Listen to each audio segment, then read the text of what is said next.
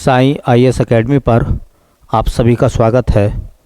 और बच्चों, ये है टॉप 10 करंट अफेयर्स जो आपको APS, RO, ARO, UP PCS, UP police और अन्य है ना जो कंपटीशन के एग्ज़ाम है उन सभी एग्ज़ामों में आपके लिए महत्वपूर्ण होंगे।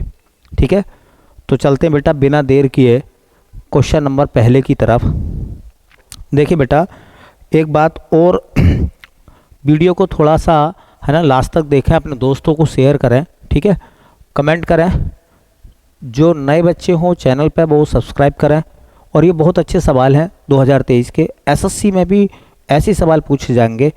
तो चलते हैं बेटा पहले सवाल की तरफ। कह रहे हैं किस राज्य सरकार ने दत्तक विद्यालय योजना शुरू की है। ऐसा इनमें से कौन सा राज्य है बेटा, उस राज्य का नाम बताना है। ऐसा कौन सा राज्य है जिसने दत्तक विद्यालय योजना शुरू की है। दत्तक विद्यालय योजना शुरू की है। पहला ऑप्शन है आपके सामने उत्तर प्रदेश, दूसरे में कर्नाटक, तीसरे में महाराष्ट्र और चौथे में है केरल। ठीक है, तो दत्तक विद्यालय योजना शुरू की है महाराष्ट्र ने। तो दत्तक विद्यालय योजना को और हम क्या कह सकते हैं, और हम इसे किस किस नाम से जान सकते हैं। अन्य नाम, अन्य नामों में बेटा दत्तक योजना को एडोप्ट स्कूल, ठीक है, इसको हम कहेंगे क्या, एडोप्ट ए स्कूल, एडोप्ट ए स्कूल। अच्छा, एडोप्ट ए स्कूल या दत्तक विद्यालय योजना किस राज्य ने बेटा शुरू की है। तो राज्य का नाम है महाराष्ट्र। राज्य का नाम क्या है बेटा, महाराष्ट्र। आपको कमेंट करके दो बातों का जवाब देना है। महाराष्ट्र के मुख्यमंत्री कौन है, पहला सवाल, और महाराष्ट्र के गवर्नर कौन है, दूसरा सवाल। महाराष्ट्र के राज्यपाल बताने बेटा आपको, और महाराष्ट्र के मुख्यमंत्री का नाम बताना है। ठीक है, कमेंट करना, हम आपके कमेंट का इंतज़ार करेंगे। ठीक, चलिए अब सवाल आता है कि दत्तक योजना का, एडोप्ट स्कूल योजना का उद्देश्य क्या है। तो आप जानते हैं दत्तक पुत्र, आपने सुना होगा दत्तक पुत्र। तो दत्तक पुत्र में क्या होता है, किसी बच्चे को एडोप्ट किया जाता है। ऐसी दत्तक विद्यालय में क्या होगा, इस योजना का उद्देश्य है कि जो एनजीओ हैं या जो बड़ी संस्थाएं हैं वो स्कूलों को गोद ले सकती है। और जब वो स्कूलों को गोद ले लेंगी 5 साल, 10 साल या 20 साल के लिए, तो 5 या 20 या 10 साल में जो उन पर खर्चा होगा उन स्कूलों पर, वो एनजीओ या वो संस्थाएं उस खर्च को करेंगी। ऐसा ये मानना है सरकारों का। ठीक है, तो दत्तक विद्यालय योजना किसने शुरू करी है, महाराष्ट्र सरकार ने शुरू करी है। उद्देश्य क्या है, इसका उद्देश्य है विद्यालयों को गोद लेना, विद्यालयों को गोद लेना। अच्छा, एक सवाल बताओ, कौन से विद्यालयों को गोद लेना, निजी मतलब प्राइवेट स्कूल या गवर्नमेंट स्कूल। तो बेटा प्राइवेट स्कूल को तो कौन गोद लेगा, प्राइवेट स्कूल का तो ओनर मालिक होता है। ठीक है, वही उसको चलाने का काम करता है। सरकारी स्कूलों को, अब सरकारी स्कूलों को गोद लेने की बात की गई है। अब बताइए कि राज्य सरकारें अगर इस तरीके की मुहिम को चलाएंगी, है ना, और स्कूलों को भी गोद देने की प्रथाएं चलेंगी, तो फिर एजुकेशन जो है वो पूरी तरीके से प्राइवेट हो जाएगी।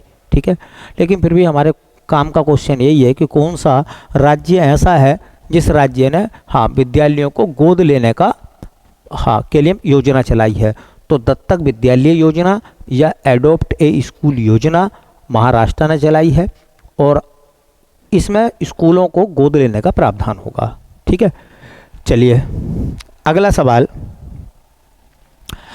अगला सवाल क्या बेटा, अगला सवाल है कि पीएम विश्वकर्मा योजना निम्न में से कब शुरू की गई। प्रधानमंत्री विश्वकर्मा योजना कब शुरू की गई है। 17 सितंबर है, 17 सितंबर 2023, 25 दिसंबर 2023 को, 15 अगस्त 2023 को और 26 जनवरी 2023 को। प्रधानमंत्री विश्वकर्मा योजना, देखो प्रधानमंत्री विश्वकर्मा योजना जो है प्रधानमंत्री नरेंद्र मोदी के जन्म दिवस पर शुरू की गई है, अर्थात 17 सितंबर को।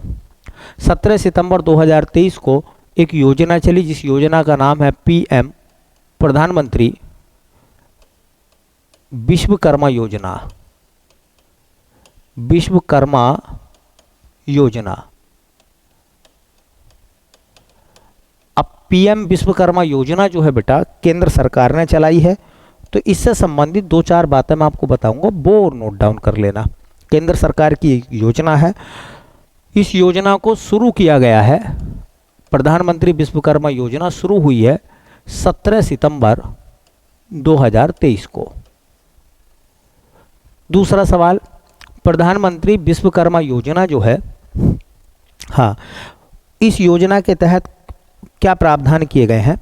तो देखिए, आपने देखा होगा कि जो विश्वकर्मा का मतलब जो छोटे कारीगर हैं, जैसे नाई हैं, बढ़ई हैं, कुम्हार हैं, है ना, हाँ, बुनकर हैं, ठीक है, और आप कह सकते हैं मोची है ना, और आप कह सकते हैं नाव बनाने वाले हैं, मछली का जाल बनाने वाले हैं। इस प्रकार से छोटे छोटे जो 18 उद्यम हैं, 18 उद्यम है या क्षेत्र हैं या उनके कारीगर हैं, वो कारीगर जो है वो 3 लाख रुपए तक का सरकार उनको लोन देगी। और वो लोन जो है ना बिना गारंटी के मिलेगा। जैसा आप बैंक में जाते हैं ना, तो बैंक वाले तमाम आपसे गारंटी मांगते हैं, ज़मीन के कागज़, है ना, जगह के कागज़, तमाम तरह के आपको परेशान करेंगे वो। उसके बाद तब आपको बैंक जो है आपको लोन देगा। प्राइवेट बैंक जो है वो आपसे महंगी दरें लेंगे, उच्च दरों पर, है ना। तो इसमें क्या होगा, सस्ती दरों पर और बिना गारंटी के आप लोन ले सकते हैं 3 लाख रुपए तक का, और उससे अपने कारोबार को ऊपर ऊंचा उठा सकते हैं। जैसे कोई राजमिस्त्री है, अब राजमिस्त्री के लिए उसके औजार होना बहुत ज़रूरी है, नहीं है, तो औजारों के लिए उसके पास पैसा नहीं है, तो कहाँ से वो पैसा है ना। कोई कारपेंटर है और कोई कुम्हार है, कोई मोची है ना, कोई मछली के जाल बनाने का काम करता है। तो इस तरीके से छोटे छोटे जो उद्योग हैं, 18 उद्योग चिन्हित किए गए हैं, और उन चिन्हित उद्योगों के लिए सरकार 3 लाख रुपए तक का उनको लोन दे सकती है बिना गारंटी के। तो इसमें क्या प्रावधान किए गए हैं, इसमें प्रावधान क्या है, देखो इसमें क्या प्रावधान है, इसमें प्रावधान क्या है बेटा, इसमें प्रावधान है, देखिए, हाँ, इसमें हाँ 18 पारंपरिक कौशल व्यवसाय, 18 पारंपरिक कौशल व्यवसाय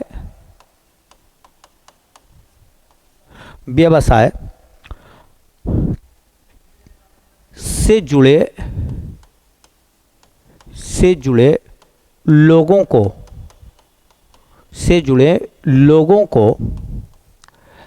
3 लाख रुपए तक का ऋण, हाँ, बिना गारंटी के दिया जाएगा। अब देखो एक सवाल समझना, कितने प्रकार के कौशल चुने गए हैं? 18 प्रकार के। ये जरूर याद रख लें ऐसा क्वेश्चन कि प्रधानमंत्री विश्वकर्मा योजना के तहत कितने प्रकार के पारंपरिक कौशल के लिए 3 लाख रुपए तक का, हाँ, बिना गारंटी का लोन दिया जाएगा, कर्ज दिया जाएगा। ठीक है, तो ऑप्शन होगा 18 पारंपरिक कौशल व्यवसाय, या फिर लिखा हुआ होगा 15 कौशल व्यवसाय, 13 कौशल व्यवसाय, 21 कौशल व्यवसाय, है ना। तो 18 कौशल व्यवसाय से जुड़े हुए होंगे। कितने रुपए तक का ऋण दिया जाएगा? तो मैक्सिमम आपको मिल सकता 3 लाख रुपए तक का ऋण। अच्छा, ऋण मिलेगा तो उसके लिए क्या आपको ज़्यादा कागज़ दिखाने पड़ेंगे?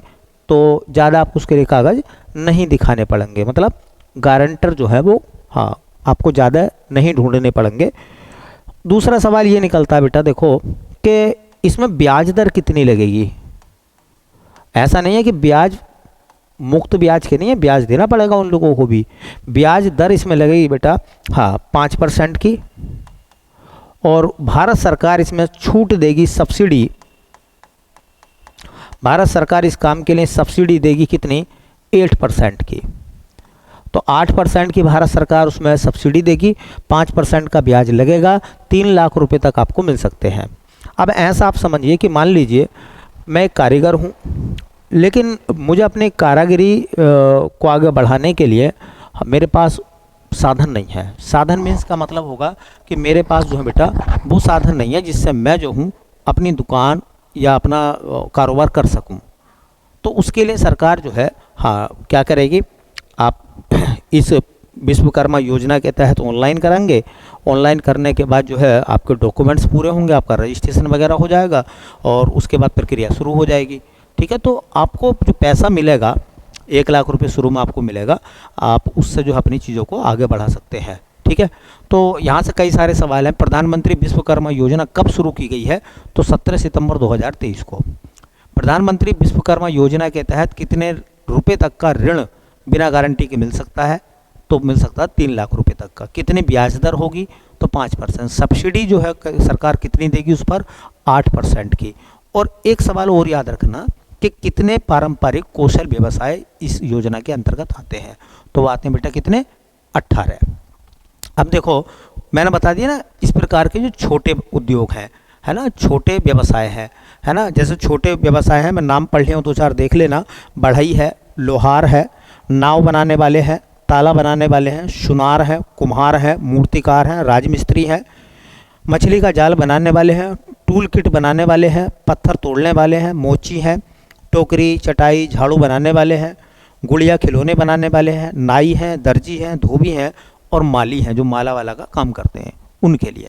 ठीक है, तो उम्मीद है बेटा क्वेश्चन आपको समझ में आया होगा। ठीक है, चलिए अगला क्वेश्चन देखो, यहाँ से सवाल मिलेगा आपको, तैयार रहना इसके लिए। हाँ, वाराणसी क्रिकेट स्टेडियम का शिलान्यास निम्न में से किसने किया है? योगी आदित्यनाथ ने किया है, नरेंद्र मोदी ने किया है, अनुराग ठाकुर जी ने किया है, या इनमें से किसी ने नहीं किया? तो आपके दिमाग में 2-3 बातें घूमेंगी कि प्रदेश के मुख्यमंत्री योगी आदित्यनाथ हैं, उन्होंने इसका शिलान्यास किया है। शिलान्यास का मतलब होता है अभी जो है आधारशिला उसकी रख दी गई है। ठीक है, वाराणसी इंटरनेशनल स्टेडियम की, क्रिकेट का स्टेडियम बनेगा ये। अच्छा, प्रधानमंत्री नरेंद्र मोदी, चूँकि वो वहाँ के सांसद हैं तो उन्होंने उद्घाटन किया है, मतलब शिलान्यास किया है, या अनुराग ठाकुर ने किया है? वो खेल मंत्री हैं, केंद्रीय खेल मंत्री अनुराग ठाकुर, तो किसने उद्घाटन किया है इन तीनों में से? तो ऐसे में हम फंस जाते हैं, फंसना आपको नहीं है, है ना। जो आधारशिला रखी है वो वहाँ के जो सांसद हैं वाराणसी के, उन्होंने आधारशिला इसकी रखी है। ठीक है, तो देखो बड़ा शानदार सवाल बन जाएगा। वाराणसी क्रिकेट स्टेडियम, वाराणसी अंतर्राष्ट्रीय cricket stadium,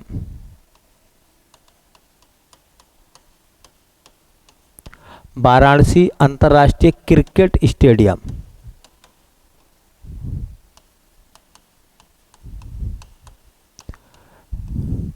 Varanasi cricket stadium जो है उसका शिलान्यास किसने किया है? शिलान्यास का मतलब समझ में बात आ गई होगी। हाँ, पत्थर जो रखा है पहला बनाने के लिए, तो शिलान्यास किया है पीएम नरेंद्र मोदी ने, प्रधानमंत्री नरेंद्र मोदी ने, क्योंकि वो सांसद हैं वहाँ के, उन्होंने। दूसरी बात याद रखें कि शिलान्यास कहाँ किया है, तो एक जगह पड़ती है, देखो मैं आपको बताऊं। ठीक है, उसका नाम है गंजारी, गंजारी में वाराणसी, वाराणसी का गंजारी है, वहाँ पर स्टेडियम बनाया जाएगा। दूसरी बात, ये स्टेडियम बनाने का काम कौन सी कंपनी कर रही है, तो किस कंपनी को इसका ठेका दिया गया है? ये कंपनी जो इसका स्टेडियम का निर्माण करेगी, तो उस कंपनी का नाम है बेटा Larsen and Toubro, Larsen and Toubro company, Larsen and Toubro company है। अच्छा, इसका निर्माण कार्य कब तक पूरा हो जाएगा? तो ये पूरा होगा, बताया जाता है दिसंबर 2025 तक। जैसे ये पूरा हो जाएगा, यूपी में हाँ कौन कौन से इंटरनेशनल अंतर्राष्ट्रीय क्रिकेट स्टेडियम हो जाएंगे। तो एक इंटरनेशनल क्रिकेट स्टेडियम है इकाना में लखनऊ में, एक कानपुर में है ग्रीन पार्क, और एक ही हो जाएगा वाराणसी। ठीक है, तो यूपी में अंतर्राष्ट्रीय क्रिकेट स्टेडियम यूपी के अंतर्राष्ट्रीय क्रिकेट स्टेडियम इंटरनेशनल लेवल की बात चल रही भैया। अंतर्राष्ट्रीय क्रिकेट स्टेडियम कौन कौन से, एक तो है इकाना में, और इकाना कहाँ है बेटा, लखनऊ में, एक ये हो जाएगा। हाँ एक दूसरा है अपने पास में ग्रीन पार्क, और ग्रीन पार्क कहाँ है, कानपुर में, और एक बड़ा क्रिकेट स्टेडियम हो जाएगा कहाँ, वाराणसी में। तो ये पूरा हो जाएगा वाराणसी वाला। तो बेटा हमारे पास कितने हो जाएंगे, तीन बड़े, 3 इंटरनेशनल एयरपोर्ट हो जाएंगे भारत में। अब देखो ये जो वाराणसी क्रिकेट स्टेडियम बनेगा, इसमें इसकी क्षमता जो है वो 30,000 लोगों की है। मतलब 30,000 लोग एक साथ बैठकर मैच का आनंद उठा सकते हैं। ठीक है, वाराणसी में।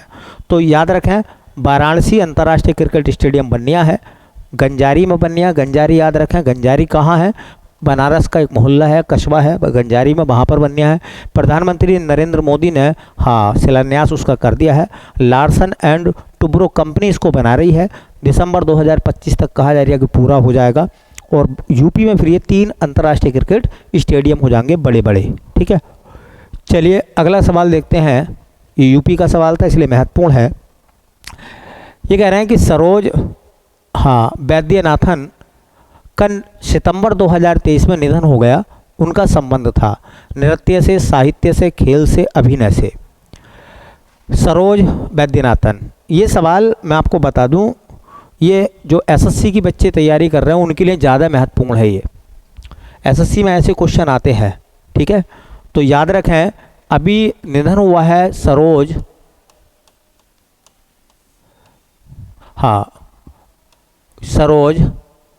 वैद्यनाथन का। अब पहला सवाल यह है कि जो सरोज वैद्यनाथन है, वो सरोज वैद्यनाथन जो है वो कहाँ की रहने वाली थी। तो जिस राज्य से उनका संबंध रहा है बेटा, राज्य है कर्नाटक। कहाँ की, कर्नाटक की। अच्छा, उनका संबंध किस नृत्य से था। अब देखो बड़ा शानदार सवाल हो गया कि सरोज वैद्यनाथन का संबंध किस नृत्य से है, ये भी तुमसे मालूम कर लेगा, है ना। तो वो नृत्य करती थी बेटा भरतनाट्यम। और भरतनाट्यम जो है वो तमिलनाडु का क्लासिकल डांस है। तो भरतनाट्यम की बहुत बड़ी कलाकार सरोज वैद्यनाथन। बड़ी कलाकार मैं इसलिए भी कह रहा हूँ बेटा क्योंकि उनको भारत सरकार की तरफ से कुछ सम्मान दिए गए। 2002 में उनको मिला पद्मश्री। ये एसएससी वाले कान खोल कर सुन लो, 2002 में उनको पद्मश्री मिला है। ये क्वेश्चन ऐसे पूछे जाते हैं। 2008 में संगीत नाटक अकादमी, 2008 में उनको मिला संगीत नाटक अकादमी मिला। और 2013 में पद्म भूषण। तो जिस व्यक्ति को इतने बड़े बड़े सम्मान दिए गए हों, है ना, इतने बड़े बड़े सम्मान जिस व्यक्ति को दिए गए हों बेटा, तो वो कोई व्यक्ति सामान्य नहीं है, बहुत बड़ी कलाकार वो रही हैं। तो सरोज वैद्यनाथन कर्नाटक की रहने वाली थी, भरतनाट्यम क्लासिकल डांस करती थी, वो बहुत बड़ी कलाकार थी। पद्मश्री, है ना, संगीत नाटक अकादमी और पद्म भूषण जैसे सम्मानों से भारत सरकार ने उनको सम्मानित किया था। तो बहुत अच्छा सवाल है। और इस सवाल को मैं आपको बताऊं, ये एसएससी लेवल का बहुत अच्छा सवाल है। एसएससी लेवल का, चाहे एसएससी जीडी की तैयारी वाले बच्चों, एसएससी स्टेनो वाले हों या सीजीएल वाले हों, उनमें से कोई ना कोई अवार्ड पूछ लेगा या इनका नाम दे देगा। देख लेना, मैंने तो लिख दिया है एसएससी 2024 के एग्ज़ामों में मेरी तरफ से किसी भी एग्ज़ाम में मिले, एसएससी स्टेनो में, सीपीओ में, सीजीएल में या स्टेनो में या जीडी में कहीं भी मिलेगा ज़रूर सवाल ये, चाहे 10+2 में क्यों ना आए। मल्टीटास्किंग में क्यों ना आए, लेकिन आएगा सवाल, तुम देख लेना 2024 में कहीं ना कहीं। चलिए अगला सवाल देखो। अगले सवाल में कह रहे हैं कि हाल ही में सलीम उल हक का निधन हुआ है, वे निम्न में से कौन थे? सलीम उल हक कौन थे? एक साहित्यकार थे, एक चिकित्सक थे, जलवायु विशेषज्ञ थे, या वो एक समाज सेवी थे? सलीम उल हक का निधन हुआ है, वो सलीम उल हक कौन थे? चार ऑप्शन है आपके सामने, ठीक है। तो वो एक जलवायु परिवर्तन विशेषज्ञ थे। कौन थे? जलवायु परिवर्तन विशेषज्ञ थे। कौन? सलीम उल हक। अब देखो पहला सवाल ये बनेगा कि सलीम उल हक जिनका अभी निधन हुआ है वो किस देश के रहने वाले थे? अब देश पूछ लेगा पाकिस्तान, अफगानिस्तान, बांग्लादेश या सऊदी अरब, तो आप चक्कर में पड़ जाएंगे। सलीम उल हक जो थे वो बांग्लादेश के रहने वाले थे। बांग्लादेश, देखो बेटा बांग्लादेश की राजधानी ढाका है, बांग्लादेश की मुद्रा टका है, बांग्लादेश की प्रधानमंत्री जो है वो शेख हसीना है। और आपको एक सवाल बताना, बस कमेंट करके ज़रूर बताना, बांग्लादेश के राष्ट्रपति कौन है? बांग्लादेश के राष्ट्रपति का नाम क्या है? कमेंट करके आपको बताना है, ठीक है। देखते हैं कितने बच्चे सही जवाब दे पाते हैं। तो बांग्लादेश के रहने वाले थे। किस क्षेत्र से वो संबंध रखते थे? तो वो क्षेत्र उनका है जलवायु परिवर्तन विशेषज्ञ, है ना, जलवायु परिवर्तन विशेषज्ञ, जलवायु परिवर्तन विशेषज्ञ थे वो। कौन? नाम है उनका सलीम उल हक। ये नाम जरूर याद रख लेना, सलीम उल हक वाला क्वेश्चन, क्योंकि भारत और उसके पड़ोसी देश से जब भी सवाल आता है, भारत और उसके पड़ोसी देशों में जो भी हलचल होती है वहाँ से सवाल एसएससी हो, यूपीपीसीएस हो, सब बनाते हैं। तो ये सवाल भी आपके लिए महत्वपूर्ण है। इन्होंने ये बताया था कि जलवायु परिवर्तन का असर जो है वो पौधों पर पड़ रहा है, और किस तरीके से जो कृषि है ना, किस तरीके से जो कृषि है या फसलें हैं वो प्रभावित हो रही हैं। ये बताया था किसने? सलीम उल हक ने। तो इसलिए क्वेश्चन बहुत अच्छा है। चलिए अगला सवाल देखते हैं बेटा। कह रहे हैं स्टेट बैंक ऑफ इंडिया के ब्रांड एम्बेसडर निम्नलिखित में से कौन है? एसबीआई के ब्रांड एम्बेसडर का नाम बताना है। ऑप्शन आपके सामने 4 हैं। महेंद्र सिंह धोनी है, शाहरुख खान है, विराट कोहली है, कंगना रनौत है ना। तो आपको ये बताना है कि जो एसबीआई है, स्टेट बैंक ऑफ इंडिया, ठीक है, उनका ब्रांड एम्बेसडर कौन है, ठीक है। वैसे मैंने आपको ब्रांड एम्बेसडर बता दिए थे। महेंद्र सिंह धोनी जो है वो ब्रांड एम्बेसडर हैं किसके? एसबीआई के। स्टेट बैंक ऑफ इंडिया के जो ब्रांड एम्बेसडर बनाए गए हैं उनका नाम क्या है बेटा? महेंद्र सिंह धोनी। तो ये तो है संस्था। मैं 5 नाम आपको बता रहा हूँ, 5 नामों को देख लेना, संस्था और उनके ब्रांड एम्बेसडर। ब्रांड एम्बेसडर, पहली संस्था का नाम है एसबीआई, समझ गए हो गए, स्टेट बैंक ऑफ इंडिया है, और इसके ब्रांड एम्बेसडर बनाए गए हैं एमएस धोनी। एमएस धोनी को बनाया गया है। दूसरी एक संस्था का नाम है, ये भी बहुत अच्छा सवाल है, हाँ देखिए, पल्स पोलियो अभियान के ब्रांड एम्बेसडर। भारत में पल्स पोलियो अभियान, भारत में पल्स पोलियो अभियान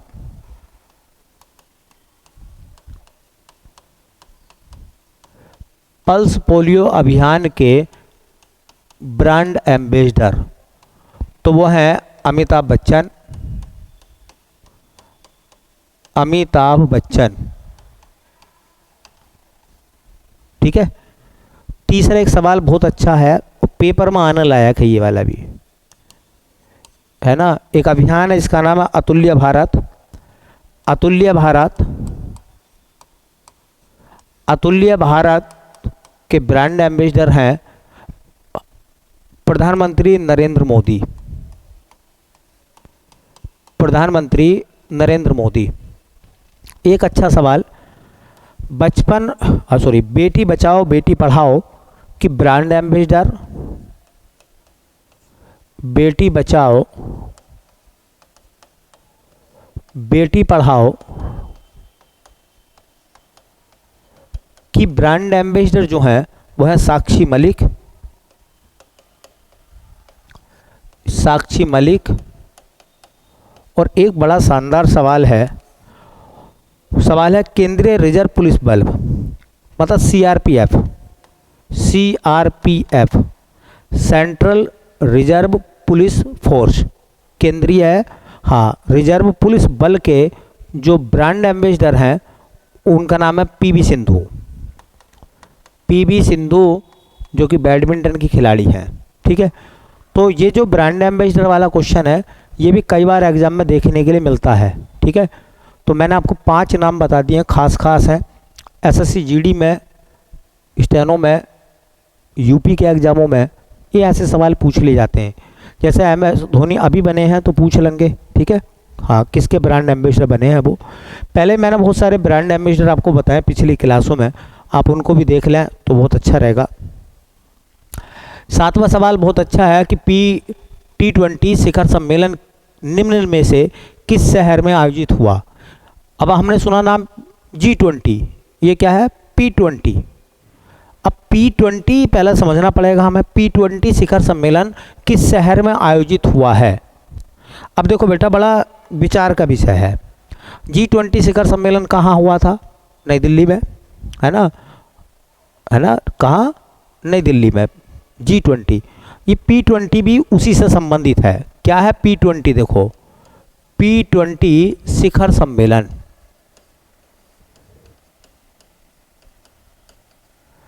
तो पहली बात तो ये याद रखो कि P20 क्या है। तो ये क्या है भैया? देखो, G20 के जो G20 समिट है या G20 के देश हैं उनके जो संसद है उनका एक ग्रुप है ये, इसे कहते हैं पार्लियामेंट ऑफ 20। जैसे G20 में ग्रुप ऑफ 20 कहते हैं, है ना, G20 में ग्रुप 20 कहते हैं, ऐसे इसको पार्लियामेंट 20 कहते हैं। तो पार्लियामेंट 20 क्या है बेटा, है ना? तो यह है G20 के सांसदों का शिखर सम्मेलन है। यह है G20 के सांसदों का शिखर सम्मेलन है, शिखर सम्मेलन है। अच्छा देखो, ये जो P20 शिखर सम्मेलन है ये कहाँ पर आयोजित हुआ है, इसका आयोजन कहाँ हुआ है? तो आयोजन बेटा नई दिल्ली में हुआ है, ठीक है। तो इसका आयोजन कहाँ हुआ है? नई दिल्ली में,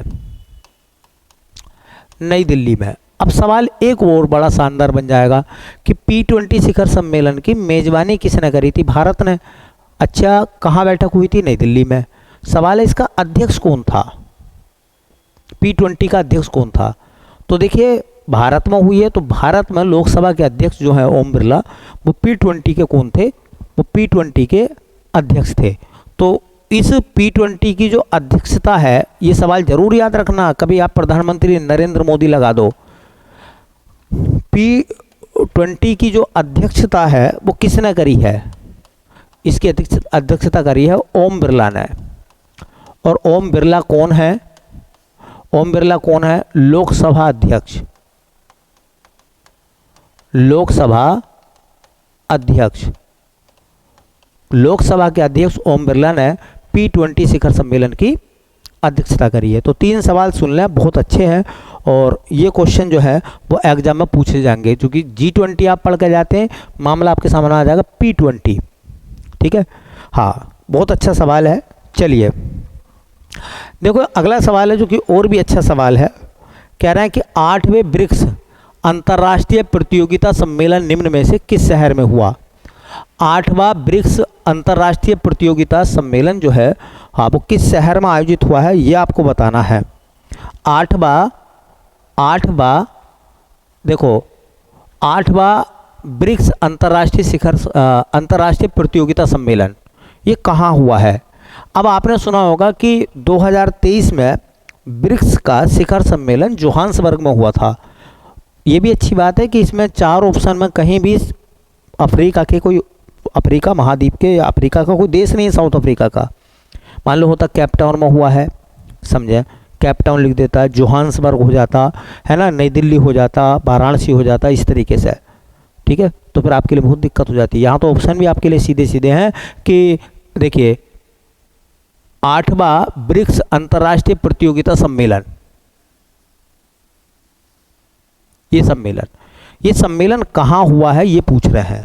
तो ये सम्मेलन हुआ है हमारे देश की राजधानी दिल्ली में।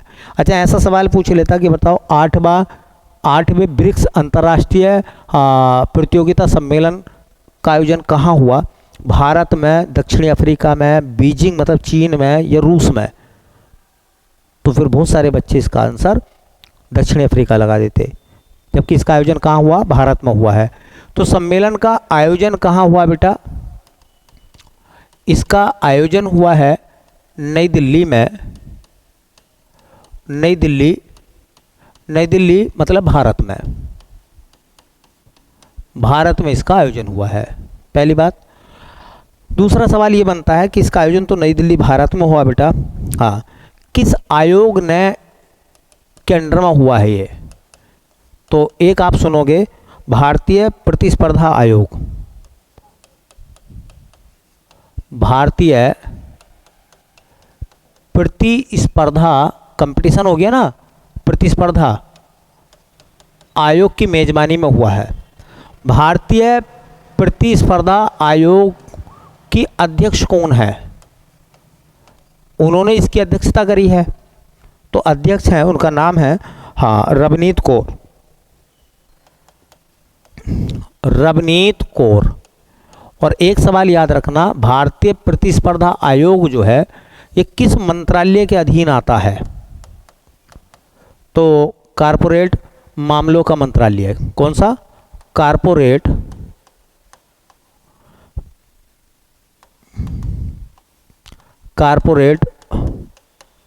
मामलों का मंत्रालय।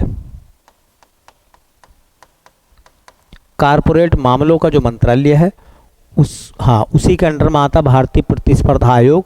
और इसी भारतीय प्रतिस्पर्धा आयोग ने नई दिल्ली में, है ना, किसका आयोजन किया है?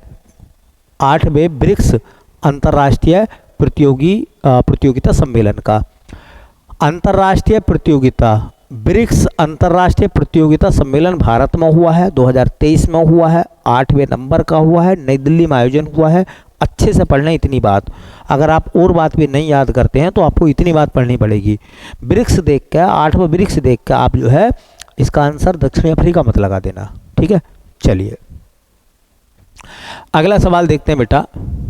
क्वेश्चन नंबर 9 में क्या कह रहे हैं हमसे? ये कह रहे हैं कि बन्नी उत्सव का आयोजन निम्न में से किस राज्य में किया गया है? बन्नी उत्सव आंध्र प्रदेश में, केरल में, जम्मू कश्मीर में या कर्नाटक में? बन्नी उत्सव का आयोजन कहाँ हुआ है? बन्नी उत्सव, तो मैं आपको बता दूं, बन्नी उत्सव का आयोजन हुआ है आंध्र प्रदेश में। बन्नी उत्सव क्यों चर्चा में रहा उसकी भी एक वजह सुन लीजिए। कल्चर के ऐसे सवाल एग्जाम में पूछ ले जाते हैं। बन्नी उत्सव कहाँ का है? एसएससी वाले तैयार रहना, एसएससी 2024 की मोहर लगा रहा हूं मैं इस पे। ठीक है, किसी न किसी एग्जाम में जरूर आएगा बन्नी उत्सव, क्योंकि फेस्टिवल अक्सर पूछ ले जाते हैं। बन्नी उत्सव, बस इतना तुम्हें याद रखना, बन्नी उत्सव जो है उसका आयोजन किस राज्य में होता है? तो राज्य कौन सा है? आंध्र प्रदेश। आंध्र प्रदेश। बन्नी उत्सव का आयोजन किस शहर में होता है? शहर मतलब मूल स्थान जो उसका है, तो वह तो होता है बेटा कुरनूल में। कहाँ होता है? कुरनूल में।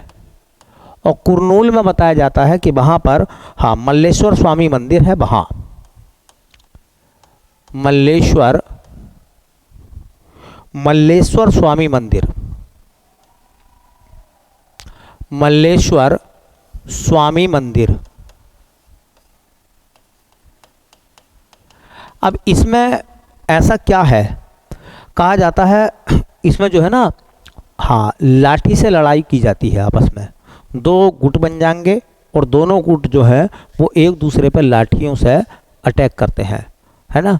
तो इसमें होता क्या है भैया, बताया ये जाता है कि इसमें हाँ, लाठी, लाठी मीन्स छड़ी, छड़ी से लड़ाई होती है, छड़ी से लड़ाई करते हैं। अब ये क्या है, छड़ी से लड़ाई करने का मतलब, छड़ियों से एक दूसरे को लड़ाई करते हैं। लेकिन भारत सरकार, मतलब वहाँ के जो कहते हैं सरकार ने, वहाँ की सरकार ने, आंध्र प्रदेश सरकार ने इस त्यौहार के आयोजन की परमिशन भी सुनने में आया है कि उन्होंने नहीं दी थी। और लोग जो थे, दो ग्रुप जो थे, वो एक दूसरे पर हमलावर हो गए, बहुत सारे लोग जख्मी हो गए, बहुत सारों की हालत गंभीर है, ये ऐसा बताया गया। तो अब सवाल इस बात का है कि ये चर्चा में अचानक सा आ गया, क्यों? क्योंकि बहुत सारे लोग जो थे वो हमले के अंतर्गत जो है उनका मतलब गंभीर चोट आई हैं, वो घायल हो गए हैं, है। उस बात को लेकर ये फेस्टिवल जो था अखबारों की सुर्खियों में रहा फिर, है ना, बन्नी उत्सव। तो आप याद रखना, बन्नी उत्सव में क्या होता है, लाठी से एक दूसरे पर हमला करते हैं, छड़ी से, ठीक है। और ये कहाँ का है, आंध्र प्रदेश का है, कुरनूल में इसका, कुरनूल भी याद रखें, कुरनूल में इसका आयोजन होता है बन्नी उत्सव का। तो एसएससी वालों तैयार रहो, ऐसा सवाल पूछा जाएगा आपके लिए। अगला सवाल देखो, कह रहा है मोहाजिर 10 ड्रोन का आविष्कार निम्न में से किसने किया है? कौन सा देश ऐसा है, कौन सा देश ऐसा है जिसने अभी हाल फिलहाल में मोहाजिर ड्रोन को बनाया है? मोहाजिर ड्रोन इराक ने, ईरान ने, चीन ने, तुर्की ने, ठीक है। तो इसका सही आंसर है बेटा ईरान। ईरान ने मोहाजिर 10 ड्रोन बनाया है, और बताया जाता है कि ये इजराइल तक जो है, हाँ, पकड़ रखता है अपनी, इजराइल तक इसकी रेंज है, ठीक है। तो अभी गाजा और इजराइल के बीच में जो जंग चल रही थी, उसी बीच ये शब्द आया था, मोहाजिर 10 ड्रोन। मोहाजिर 10 ड्रोन का आविष्कार किस देश ने किया है? तो देश कौन सा है बेटा? तो देश है ईरान। कौन सा है? ईरान। ईरान की कैपिटल क्या है, राजधानी? तो ईरान की राजधानी बेटा तेहरान। अच्छा, ईरान की मुद्रा क्या है? तो ईरान की मुद्रा आती है, हाँ, ईरानी रियाल। ईरानी रियाल वहाँ की मुद्रा है। और ईरान के जो राष्ट्रपति हैं उनका नाम क्या है? ईरानी राष्ट्रपति का नाम खूब चर्चा में रहा है ना, इब्राहिम रईसी। इब्राहिम रईसी, इब्राहिम रईसी जो हैं वो ईरान के राष्ट्रपति हैं। तो बेटा मोहाजिर 10 क्या है? ड्रोन है। ऐसे पूछ लेंगे मोहाजिर 10 क्या है? एक ड्रोन है। किसने बनाया बेटा? ईरान ने बनाया है। और ये चर्चा में रहा था, इसलिए हाँ, जो साइंस एंड टेक्नोलॉजी के सवाल होते हैं ना, तो इस तरह के क्वेश्चन जो है एग्जामिनर मालूम कर लेता है, मोहाजिर 10 ड्रोन किसने बनाया है, ठीक है। तो ये बेटा हमारे हो गए टॉप 10 करंट अफेयर्स। उम्मीद है आपको पसंद आए होंगे, समझ में आए होंगे, ठीक है। ज़्यादा कोई कॉम्प्लिकेटेड मसला नहीं है, बड़े सीधे सीधे हैं, लेकिन सवाल बहुत अच्छे हैं, एग्ज़ाम में आने लायक हैं। अगर आपने देखिए हाँ पूरी क्लास जो है देख ली है, तो और लोगों को शेयर करो, और लोगों को, साथियों को जोड़ो, है ना, कमेंट करो, ठीक है, जो क्वेश्चन आपसे पूछे जाते हैं, ठीक है। तो फिर मिलते हैं बेटा नेक्स्ट क्लास में, तब तक के लिए आप सभी का बहुत बहुत धन्यवाद।